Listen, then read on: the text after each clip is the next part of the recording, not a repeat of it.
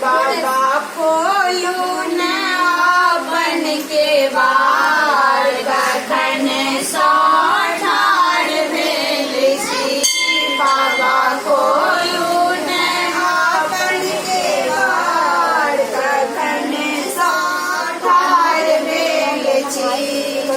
सुल्तानगंज साजल बाड़ी अनलहुँ, सुल्तानगंज साजल बाड़ी अनलहुँ। सब काम रथुआ सागिन चढ़ेलहुँ, सब काम रथुआ सागिन चढ़ेलहुँ। बाबा ई जल करियौ स्वीकार कखन सो ठाढ़ भेल छी।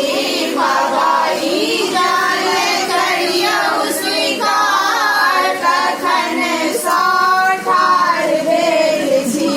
बाबा खोलू न अपन के बार कखन सो ठाढ़ भेल छी।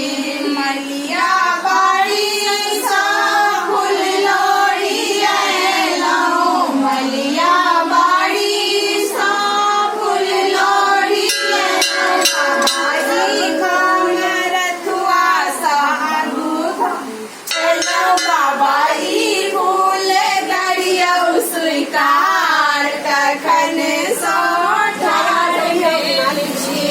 बाबा ई फूल करियौ स्वीकार कखन सो ठाढ़ भेल छी। बाबा खोलू न अपन के बार कखन सो ठाढ़ भेल छी।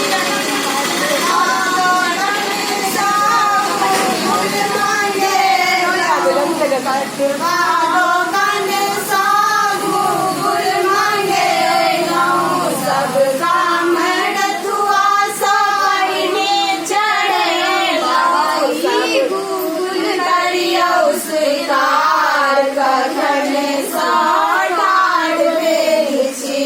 बाबा खोलू न अपन के बार कखन सो ठाढ़ भेल छी।